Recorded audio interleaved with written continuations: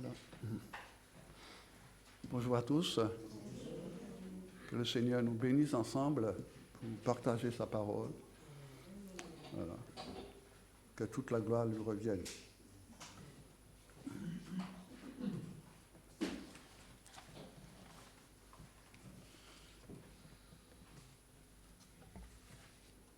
Voilà la question que Jésus pose aux disciples.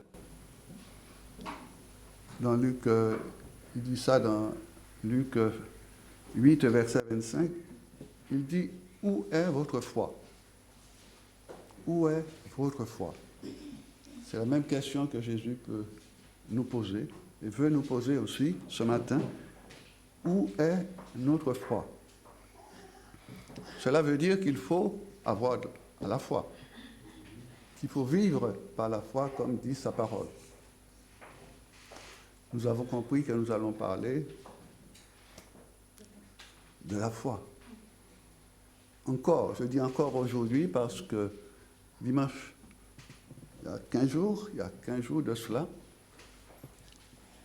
nous avons été encouragés, exhortés par notre frère Raymond à un nouveau départ par la foi.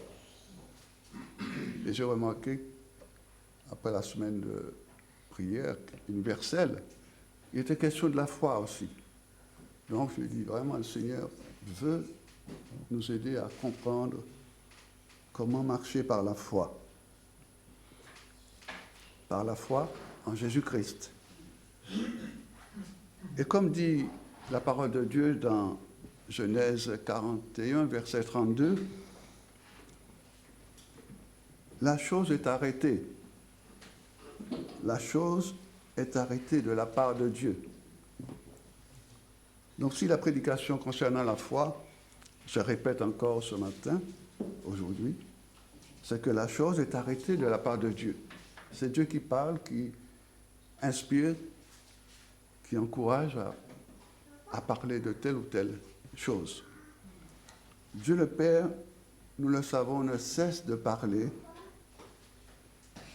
de nous visiter tantôt d'une manière et tantôt d'une autre.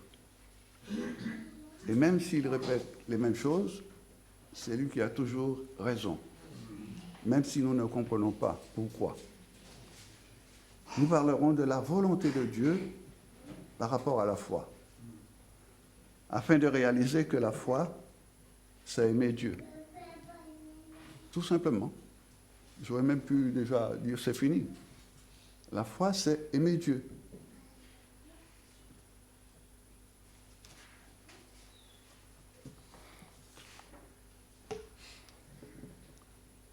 Où est-ce que nous nous situons, nous-mêmes, quand nous écoutons la parole de Dieu et les paroles du Christ? Et c'est pour cela que nous allons lire dans Matthieu 7, versets 21 à 29, ce que dit la parole de Dieu. Matthieu 7, 21 à 29. Ceux qui me disent Seigneur, Seigneur, n'entreront pas dans le royaume des cieux, mais celui-là, seul qui fait la volonté de mon Père, qui est dans les cieux. Plusieurs me diront en ce jour-là, Seigneur, Seigneur, n'avons-nous pas prophétisé par ton nom? N'avons-nous pas chassé des démons par ton nom? Et n'avons-nous pas fait beaucoup de miracles par ton nom? Alors je leur dirai ouvertement, je ne vous ai jamais connu, retirez-vous de moi, vous qui commettez l'iniquité. Retirez-vous de moi, vous qui commettez l'iniquité.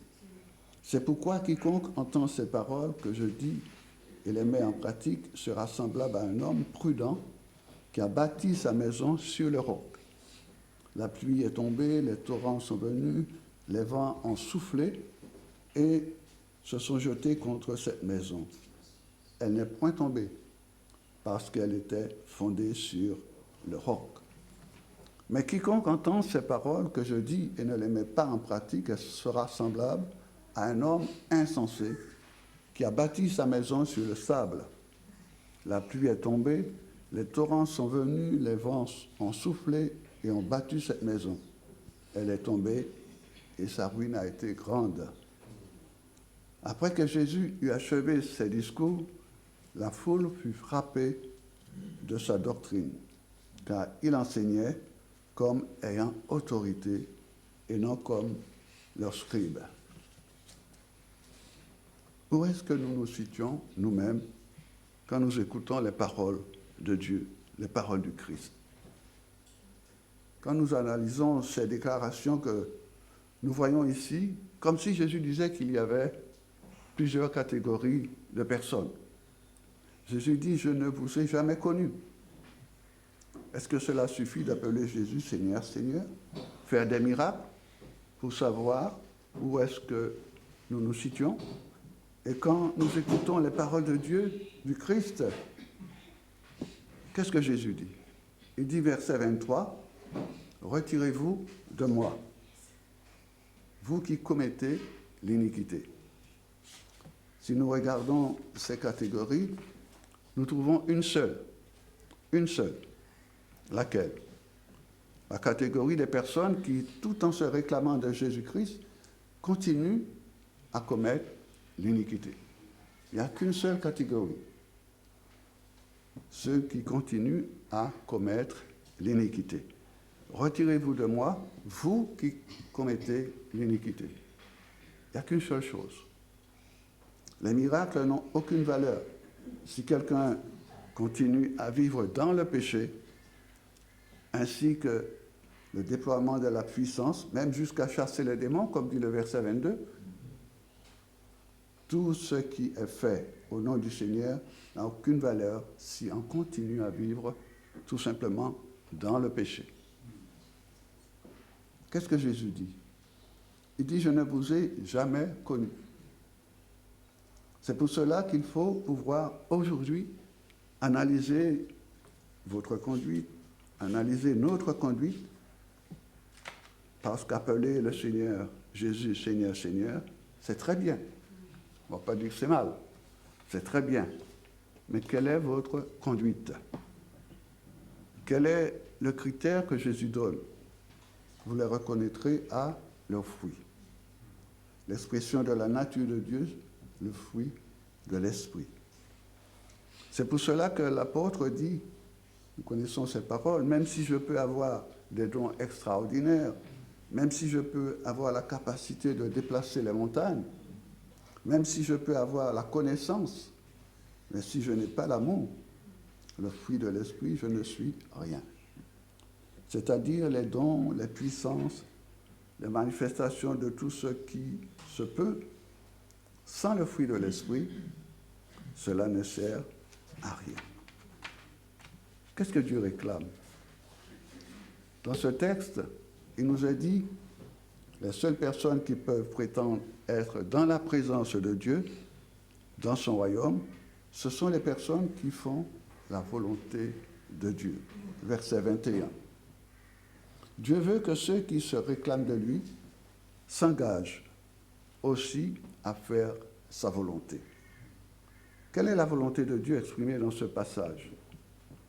Que ceux qui se réclament de lui renoncent à commettre l'iniquité, comme nous l'avons dit au verset 23, que celui qui invoque le Seigneur s'écarte du péché, dit la parole de Dieu.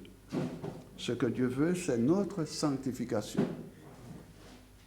Sachant que l'esprit de vie en Christ Jésus m'a libéré du péché et de la mort. Romains 8, verset 2, Dieu a condamné le péché dans la chair. Lisons 1 Thessaloniciens 4, versets 3 à 7.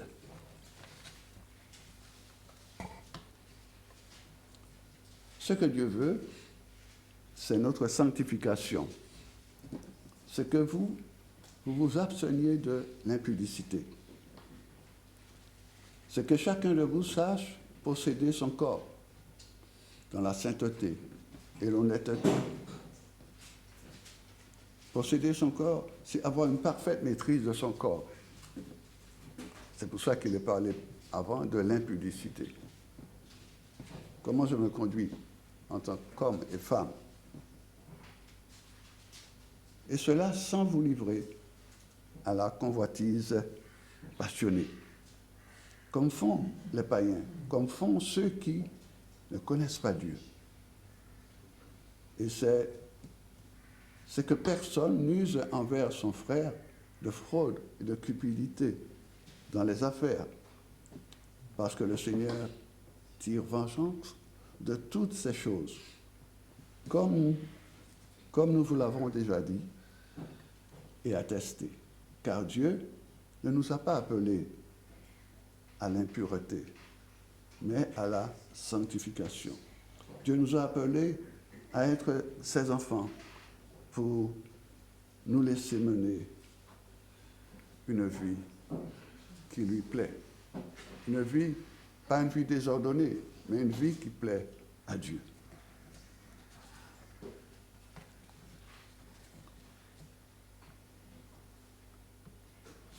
Ce que Dieu veut, ce que si vous l'appelez Seigneur, Seigneur, comme nous l'avons vu dans le texte de Matthieu, si vous l'appelez Seigneur, Seigneur, c'est que vous puissiez vous sanctifier. Avec ces éléments, nous allons aller vers la définition de la foi. Qu'est-ce que la foi?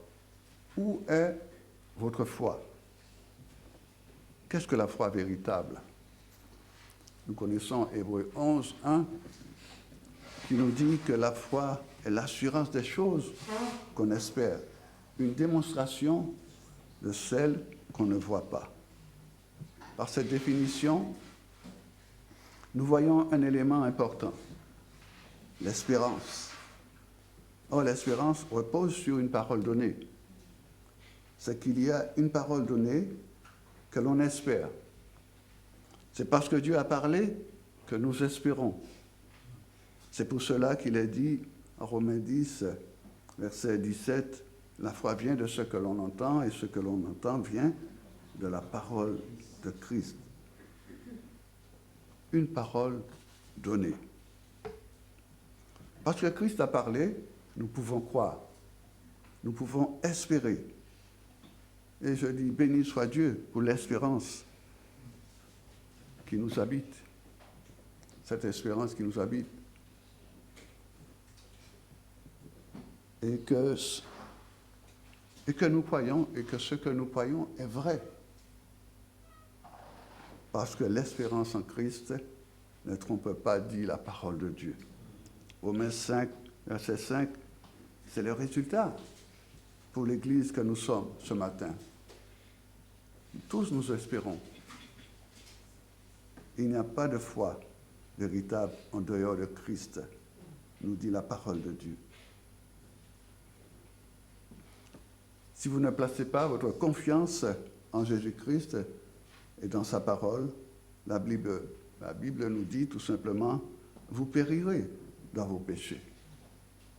Il y a un texte dans Ésaïe 7, verset 9, disait, il y a bien longtemps, si vous ne croyez pas, si vous n'avez pas confiance, vous ne tiendrez pas, vous ne subsisterez pas. Déjà, Ésaïe disait cela. Et nous savons qu'il a beaucoup parlé de Jésus. Si vous ne croyez pas, si vous n'avez pas confiance, vous ne tiendrez pas, vous ne subsisterez pas.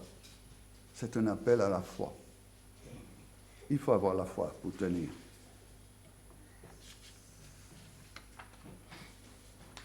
La foi en Jésus-Christ ne s'arrête pas à des déclarations verbales qui appellent Jésus Seigneur, Seigneur.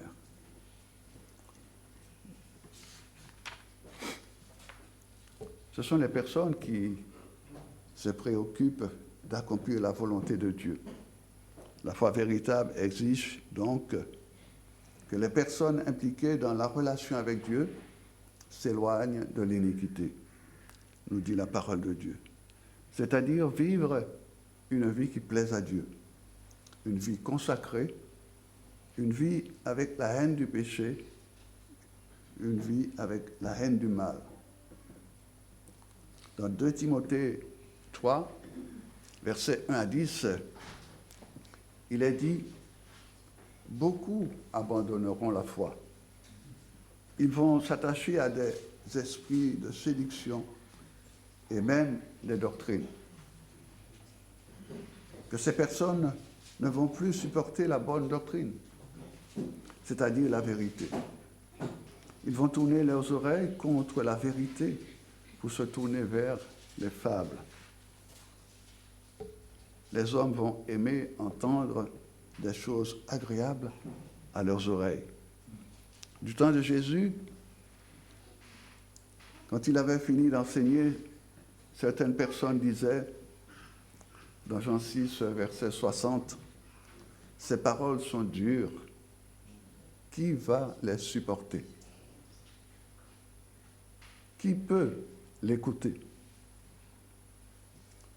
De plus en plus, donc, les gens vont refuser de supporter la vérité, la parole de Dieu, qui donne la foi, qui fonde la foi. Ces personnes vont aimer beaucoup plus leur plaisir que Dieu. On peut résumer ainsi, ces personnes n'ont vraiment pas la foi, ou n'ont pas la foi véritable. Qu'est-ce que la foi? La foi véritable.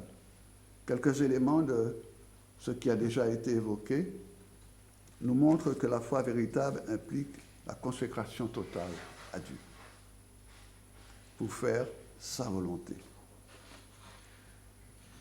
Ce n'est pas toujours une chose facile de faire la volonté de Dieu. Nous pouvons le dire, ce n'est pas toujours une chose facile de faire la volonté de Dieu. Mais c'est le fondement de la foi véritable. C'est le fondement de la foi véritable, faire la volonté de Dieu. D'une manière générale, quand on parle de la volonté de Dieu, on pense aux lois, on pense aux commandements, on pense aux exigences, aux privations. Et c'est ce qui rebute souvent les personnes qui veulent s'approcher de Dieu en disant, si je me convertis, si je décide d'avoir la foi, et la liste peut s'allonger. Parce que faire la volonté de Dieu est très difficile, contraignante. Et pourtant, la Bible nous rassure que ces commandements ne sont pas pénibles. Je pense que chacun de nous a eu l'occasion de parler de sa foi à quelqu'un, à une personne, et puis cette personne dit, j'ai le temps, j'ai encore ça à faire. Ça, si ça n'est pas encore arrivé, ça vous arrivera. On a toujours quelque chose à faire avant. On ne sait pas quoi. Mais ça nous arrive. Que Dieu nous aide à continuer à témoigner de notre foi. Notre relation avec Dieu ne tient pas du régime de la loi, mais tient du régime de la foi. De la même manière que nous avons écouté la parole de Dieu et que cela a suscité en nous la foi pour le salut, ce salut que nous avons par la connaissance, par le pardon de nos péchés, par la grâce, la miséricorde, la faveur de notre Dieu, et pas autrement. De la même manière, il est dit, le juste vivra par la foi. Donc, sauvé par la foi, vivant par la foi. La foi véritable, qu'est-ce que c'est? Nous pouvons la définir en partant de la réflexion qui se trouve dans l'évangile de Luc 10, à partir du verset 25. Un docteur de la loi pose à Jésus cette question. Qu'est-ce qu'il faut faire pour hériter la vie éternelle? Le Seigneur répond avec une question. Qu'est-ce qui est écrit dans la loi? Qu'as-tu lu dans la loi par rapport à cette question que tu me poses? Qu'est-ce que Dieu a déjà révélé dans les écrits sacrés concernant la relation éternelle avec lui. Le docteur de la loi va répondre, et sa réponse est assez significative pour nous, sans ambiguïté. Sa réponse est excellente, sa réponse est très bonne. Il a au moins compris une chose, que toute la loi est résumée dans une relation d'amour. Il répond au verset 27, « Tu aimeras le Seigneur ton Dieu de tout ton cœur, de toute ton âme, de toute ta force et de toute ta pensée, et ton prochain comme toi-même. » Voici comment s'est manifesté l'amour de Dieu au milieu de nous. 1 Jean 4, 9, Dieu a envoyé son Fils unique dans le monde afin que quiconque croit en lui ne périsse point, mais afin que nous vivions par lui, par la foi. Toute relation régie par l'amour, conduite par l'amour, dirigée par l'amour, comment alors définir la foi véritable? Nous pouvons dire que la foi véritable est comme une confiance totale. C'est une confiance totale qui se donne dans une relation d'amour totale par rapport à Dieu. Tu aimeras le Seigneur ton Dieu de tout ton être, de tout ton esprit, de toute ton âme, de tout ton corps. L'amour total. Dieu paraît exigeant ici, n'est-ce pas? C'est très exigeant pour nous. Au-delà de l'observation de la loi, au-delà de l'observation des commandements, cet amour total va inclure ainsi les lois et les commandements. Ce n'est pas pour cela qu'on ne doit pas obéir à Dieu. Aimons-nous vraiment Dieu? Si la foi, ce n'est pas la série d'observations des choses, si la loi, c'est la relation de confiance totale dans l'amour que Dieu nous a manifesté en Jésus-Christ et de la réponse à l'amour de Dieu. Si la foi, c'est cela, qu'est-ce que cela veut dire, aimer Dieu? Dans 1 Jean 2, 15 à 17, il est dit, « N'aimez pas le monde, ni ce qui est dans le monde. Si quelqu'un aime le monde, l'amour du Père n'est pas en lui. Car tout ce qui est dans le monde, la convoitise de la chair, la convoitise des yeux et l'orgueil de la vie, tout cela ne vient pas du Père, mais vient du monde. Mais le monde passe et sa convoitise aussi, mais celui qui fait la volonté de Dieu demeure éternellement. Faire la volonté de Dieu, qui est d'aimer Dieu totalement, au point qu'on a de la haine pour les choses du monde. Est-ce que vous vivez pour plaire à Dieu? Est-ce que votre conduite, vos décisions plaisent à Dieu? Réfléchissez à votre foi pour ne pas être surpris pour le jour du jugement. C'est maintenant qu'il faut examiner votre foi. Est-ce que nous avons la foi ou non? Est-ce que nous aimons Dieu de tout notre être? Est-ce que cet amour nous implique de marcher selon ses commandements? L'Esprit de Dieu nous convaincra de péché, sûrement. Il a dit, l'amour est au centre de notre relation avec Dieu, dans la foi. Pour terminer, lisons Éphésiens 3, verset 17.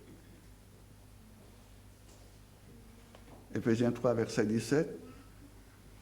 Que Christ habite dans vos cœurs par la foi,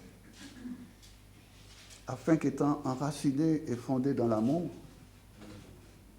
vous puissiez comprendre avec tous les saints quelle est la largeur, la longueur, la profondeur et la hauteur, et connaître l'amour de Christ qui surpasse toute connaissance, en sorte que vous soyez remplis jusqu'à toute plénitude de Dieu. Que Christ habite dans vos cœurs par la foi. Amen.